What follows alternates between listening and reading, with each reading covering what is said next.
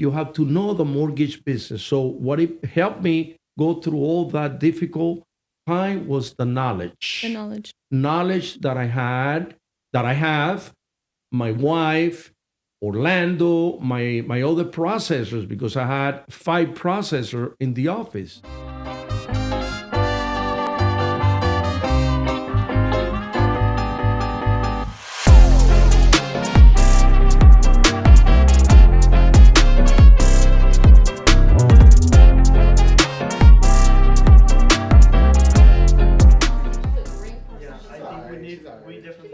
So I wanted to ask you, because back then, during 2008, a lot of crazy stuff was going on. What was the craziest thing that you heard, like another mortgage broker, or I guess what they called them back then was mortgage broker, right? Or mortgage loan originator? Yeah. What was the craziest thing that you heard them do as far as fraud goes? Oh, wow. So many crazy things, Luis. Wow.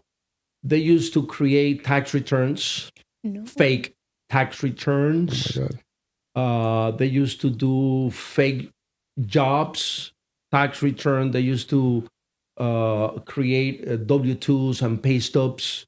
Those they used to do a fake. People didn't have jobs, but they used to find a job, Oh, my God. create all that stuff. And they used to close business. I mean, they used to do closing like That that. didn't exist, basically. Buyers Yeah. have never existed. No. Yeah, but And that exists today too. yeah. Remember the case I told you? It could Oh, exist. yeah. One client of mine, somebody did his taxes, and they gave it the original taxes, and they gave it the taxes for buying a house. So That's I like mean, what- yeah, that's it. Like we got it Yeah. fresh right here on the Wow. right in the office right now. And I said, what kind of man is this? I'm an accountant, and if there is one thing you can follow from beginning to the end, it's money. You cannot hide that. That's why Right. you cannot hide that. You will always find where it comes from and where it Yeah. goes to. But you know what, Javier? That 10% of the loans, Fannie Mae and Freddie Mac, which they are the big Yeah. banks, the big investors, 10% of the closed loans, they have to do quality control. And what's going on right now, the people that do fraud like that, the buyers, they have to sign the 4506. You know what the 4506 is? 4506 is a form that the lender have the right to check your taxes with the IRS. Mm. See? And what about if Fannie Mae get one of those files? They do the quality control, they send the 4506 to the IRS, send back the real taxes. Wow. Now you have different taxes. You have different taxes. You know what? Somebody's going to go to jail. Yeah. And it's happening. And I think It's happening. I think that, yeah, of course it happens. That's the first thing I told my client. You cannot show this anywhere. I'm Mhm. gonna give it back to you. You destroy it, throw it away, Throw it away. destroy it. You cannot They're show gonna this get in anywhere because trouble. you can get into trouble. They get And in I trouble.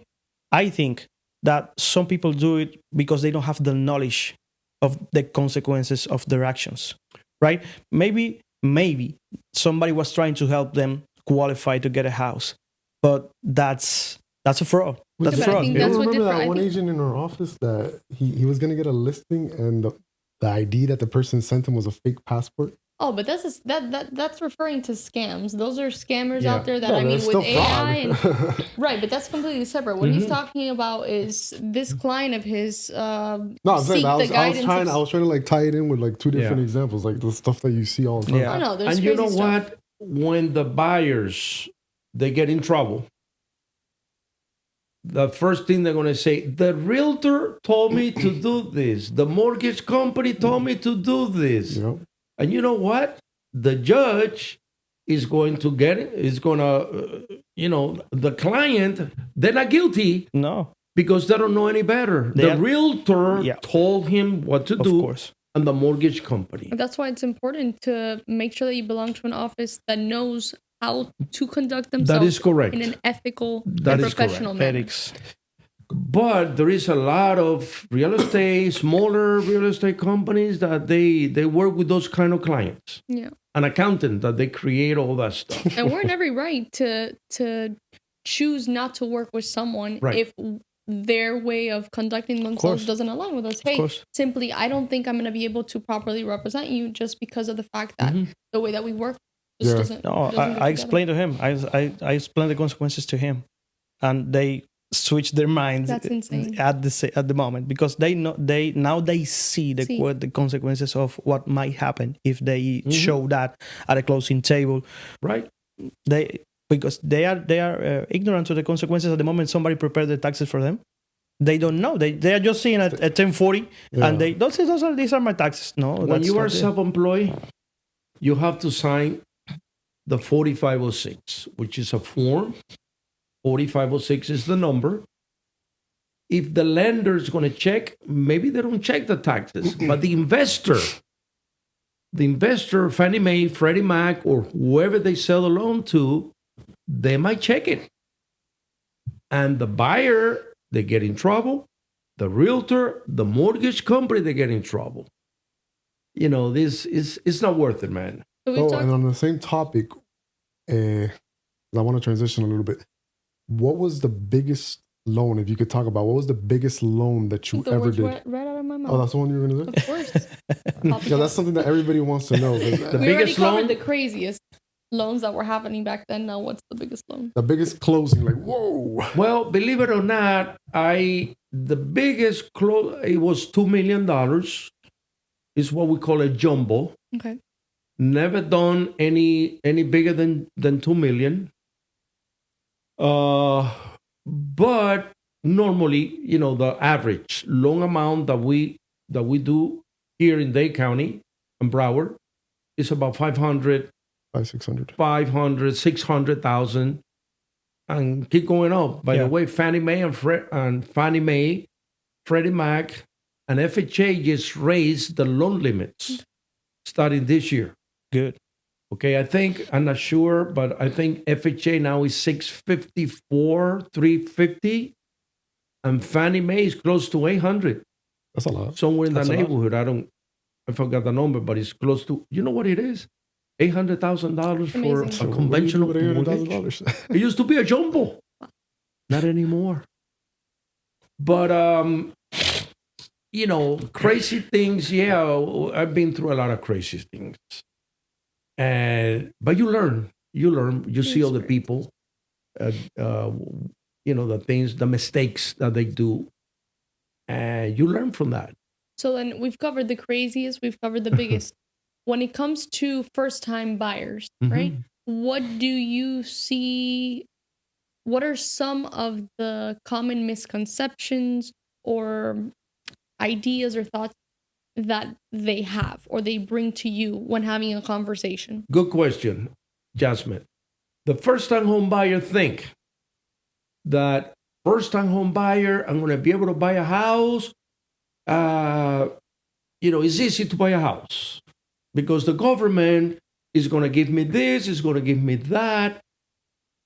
No, the first-time home buyer give you the ability to buy a home, conventional with 3% down payment, okay? Or we have programs for first-time home buyer with 0% down payment. Yes, we do. But you know what? You have to qualify. Yeah. So the first-time home buyer think that because they're first-time home buyer, they don't have to qualify for the mortgage. No. They're going to help you with money. We're going to help you with down payment assistance. But you still have to make enough money To qualify. to qualify.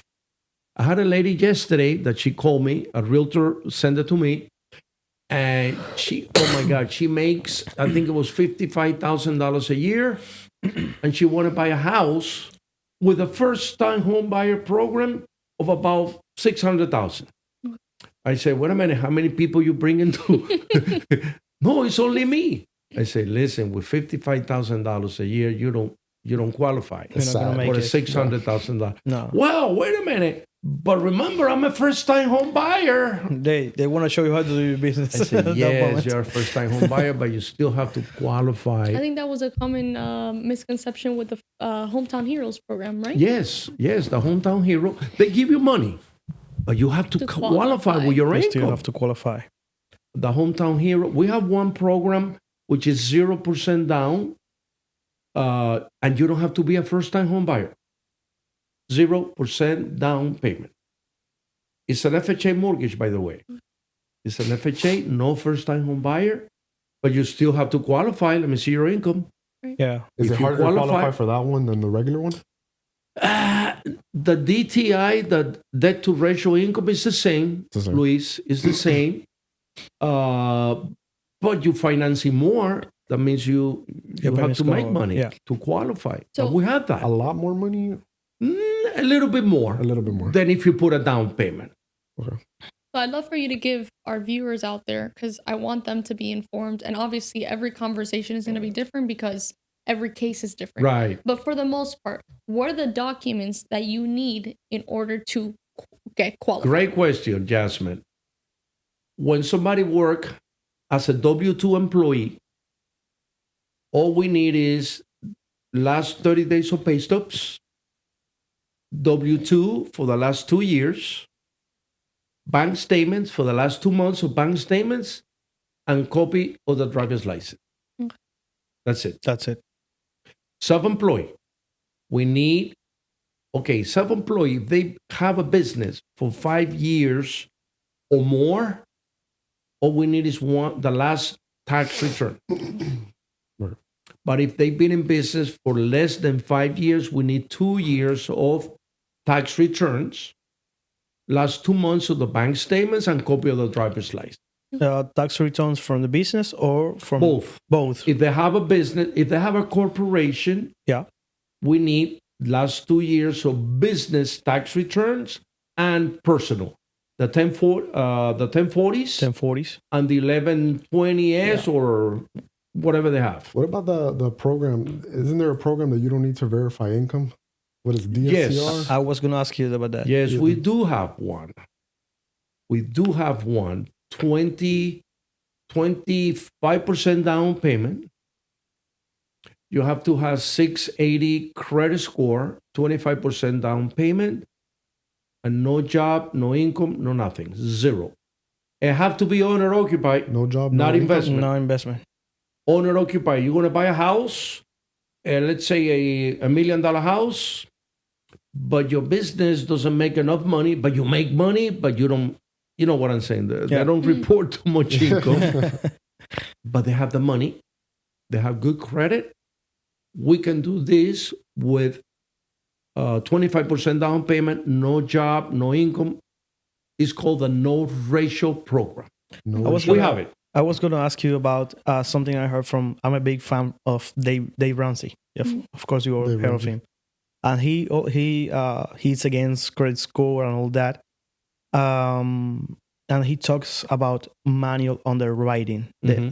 He says that's the old way they used to qualify buyers. Right. Have you ever done it? Oh, Have you ever yes. seen I it? did one about 2 months ago. For real? Oh, he's still Oh, yes. So today, if you have, Yeah, but let me tell you, we do manual underwriting when the computer, the DU and the LP Aren't working. do not approve the client yeah, Oh. because it's so easy, so fast. I can close a deal in 2 weeks.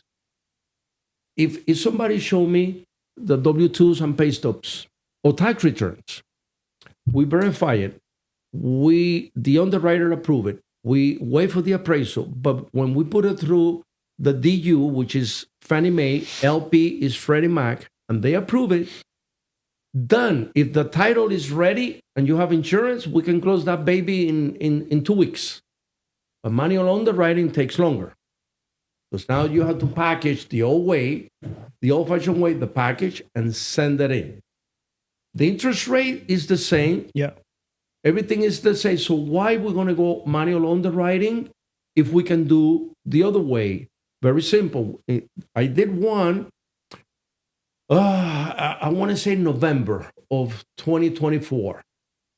The gentleman, he had a late payment in a mortgage. It was about 6 months prior to that.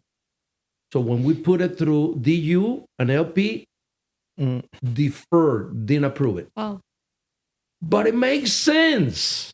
The file makes sense. And We sent it to my underwriter, manual underwriting. By the way, that was an FHA loan. And we closed the baby because it Amazing. was manual underwriting. But yes, we do it. But it's better to go the other way. It's faster, easier. Yeah, I was gonna say that easier, faster. Oh, yes. Talking about that, back when I started, we didn't have credit scores. No credit scores. No computer software. I used to get my application, the paper application. I used to fill it out by hand. The good faith estimate. Wow. I had the formulas in my wallet. This times this, and do the title policy, the state tax, the city tax on the mortgage. So all back that. in the day, what was the equivalent of a credit score nowadays? Okay, we had formula. We used to look at the credit of the person, and you only had, let me see if I remember, guys. You could have 30 days late in 1 year. Let's say in a credit card, if you had 130 days late in one card, the other credit card, it was okay. But if you had, it was 30 days late or 130 days and 160 days, it was okay. But if you had 260 days late, 2 months without paying a credit card, 2 credit cards, no mortgage for you. You're done. That was manual underwriting back in the days. Back in the days. So, as we kind of close this in a little bit, I wanted to know what would be the best piece of advice if you were let's say you're talking to your 18-year-old self. What would be the best piece of advice that you would give that person? Get credit. No, I'm saying like in just general, like life wisdom. What would be the best piece of advice? There is no room for mistake in life. And I tell this to all my kids and grandkids. By the way, I had 3 kids. They're not kids anymore. And I have 8 grandkids. Oh, wow. Wow. I had little ones, but I have a 21-year-old granddaughter that I love. Mm-hmm. And I tell everybody, no room for mistakes in life. Because if you make a mistake, it can hurt you a lot. No room for mistake. But this is like a mistake in what sense? Like like drugs or something like that? Well, I or? want to give you an example. My granddaughter, she's 21 years old. She purchased a gun. I found out that she bought a 21 years Glock G41 or 42 or whatever the number was. I found out that she gonna carry the gun in the car that she have. When I found that, I called my granddaughter and say, "What the heck are you doing with a gun?" I say, "Doodoo." She called me Doodoo. Doodoo. Nobody called me grandfather, by the way. Doodoo or Coco. I want to have it in case somebody steal my car. I say, wait a minute. If somebody's going to steal your car, what are you going to do? Pull out your gun and shoot and kill somebody in the street? That's funny. So basically, think before you do things. No room for mistake. Okay. Because if you make a mistake with a gun, you can go to jail. Or they can kill you. Yeah. No room for mistake, Luisito. In life, you can make a little mistake showing a property or doing some numbers for a client or something, but no room for mistake. That's my advice to everybody in this world. Yeah, you work hard Just to behave. Yes. maintain a reputation, and it's in the matter of seconds it could. Look, I quickly remember crumble. a famous person about 2 years ago. I don't remember how long, in Brickell Avenue. He had a fight with somebody in the middle of the street. I think it's, and he punched the person, and that person fell down, hit the head, and he died. No. That guy made a mistake. Why are you going to punch the other person? He's in jail right now. Wow. So that's a mistake. A costly There's one. no room for mistake in this life. Like I said in the beginning, I'm only 30 years old. But I have experience. So do you think that it's a mistake for those who are on the edge of whether or not to buy to hold off? No. Look, if you are renting if you're renting, what are you throwing your money away in rent? That's never a mistake because the only time, I'm telling you, the only time the property value went down in Dade County, it was in 2009, 2010, but then they started going back up again. That was the only 2 or 3 years that the market crashed. Since I came from New York in 1973, that my parents and my aunt bought a house in Westchester for $23,000. Wow. So That house today is worth a car. $1 million, right? So there's no mistake. Buying a home is the best thing that anybody can do. Amen to that. Don't throw the money away in rent. Don't pay somebody else's mortgage. Call us so we can pre-approve you. That's what I tell everybody. The realtor with the client and me, let's make a three-way conversation in the phone. Let's meet in person in the office, and let's build the file, and they're gonna buy a home. I think that's really great advice. Absolutely. Want to do a little quick fire round before we send it off? Of course. One question each of us. So I guess I'll start us off. If you had to pick one restaurant to eat at in Miami, and I know you like to eat, what would it be? Hillstone in Corregueros. I've heard of that. I think a friend of mine went there. Hillstone in Ponce de Leon and Miracle Mile. I go there almost, not every Saturday, but almost every Saturday there. Is that a good place to take a client? It's expensive. It's not cheap. That is my number one. And me and my wife, we love that place. And my grandson, that he comes with, my daughter, my sons, everybody go there. I love that place. They treat me like a king there, but it's not how I've been going there since, for the last 20 years. But it's a good service, the best service, and good food. And good drinks. Oh, yeah. Good drinks. Well, I'll definitely want to pass by sometime. Yes. What is your let me see how I ask, because I'm debating whether or not to ask you. Let me ask this. What are you currently binge watching? A show, a movie? What are you watching right now? Oh, right now? Look, I get out of the office around 7:30 every night. Hustler. When I get home, pick up my wife and we go and eat, because we eat every night. We eat someplace, not in Hillstone every night. You guys prefer to eat out? But then when I get back home, around 10 o'clock or so, if the Heat is playing, I keep watching the game. Okay. And then, you know what? I don't have time for movies. I don't have to serious. No, I turn on YouTube. Wow. I love YouTube. I'm a YouTube person. I see history in YouTube, music. Last night I was watching the song from 1970, 71, 72. You know, I spent 2 hours there before I fell asleep, listening to all those people, the Bee Gees and etc. You know, I love YouTube. So you're not I'm in a the same show boat. or a movie? Yes, I'm I in the love same example. YouTube. I don't like shows Yeah. that much. I prefer YouTube. What's The YouTube man. What's the best book you ever read? I am sorry to say, but I don't read too much books. You don't read too much. Wow. The last book that I read was the Mortgage Broker book. So that's not a lecture we're going to recommend to viewers. That's To for us. pass the test. No, not books. Okay. I'm not a book person. So in that case, what's let's say the best movie or the best show you ever seen? Okay, the best show, you mean like in Broadway? Sure. Sure. Broadway could be. show? Cats. Cats. They don't have it right now, but I heard that they're going to bring it back. Never heard of it. I went there with my wife. We're sitting in the first row. This was so funny. We're sitting here, and they have the stage there. Cats is beautiful. I mean, that was a great show. I don't know why they canceled it. But you know what? I saw these big holes here in front of the stage. Holes.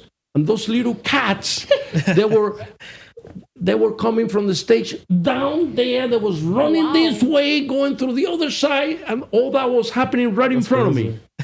I love that place. Yeah, Yes. I mean, can tell by your expression that you really I like it. know. It was so good. I love that. And what was the other question? No, that was. That was it. Yeah, the show and movies. One of my favorite movies. Okay, Scent of a Woman Oh, that's a good movie. by Al Pacino. A good movie. Sorry, a lot of people they don't like the movie, but that movie, Scent of a Woman. Woman. Yeah. Wow, that movie is my number one. Number Al one. Pacino's a great actor. That teach you Yeah. a lot about life. Okay. Al Pacino. He's a classic. I mean, Oh, he's a Godfather, Scarface. And in the end of the movie, you got to go all the way to the end. You're gonna cry because he was a sentimental ending. But it's a great movie. Yeah. Great movie. Gotta Heard check the on man. We that. gotta watch Scent of a Woman. Yeah. And go to eat at Hillstone and go watch Cats when it comes back in Broadway.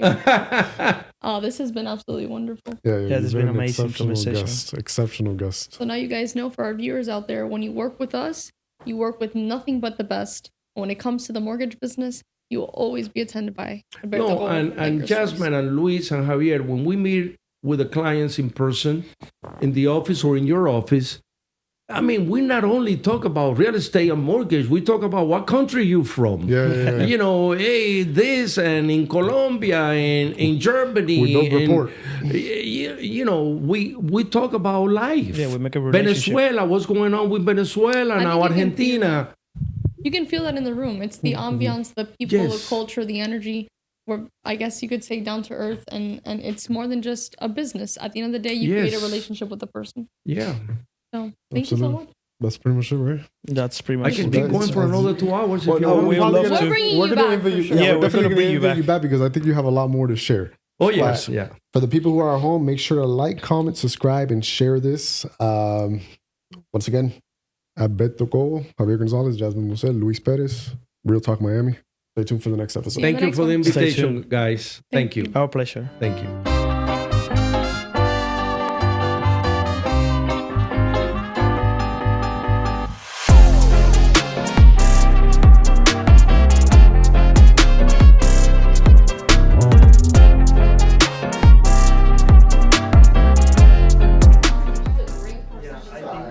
We definitely need here every Friday with Yeah, because she knows what she's doing, but she doesn't want to course. commit. No commitment. Yeah.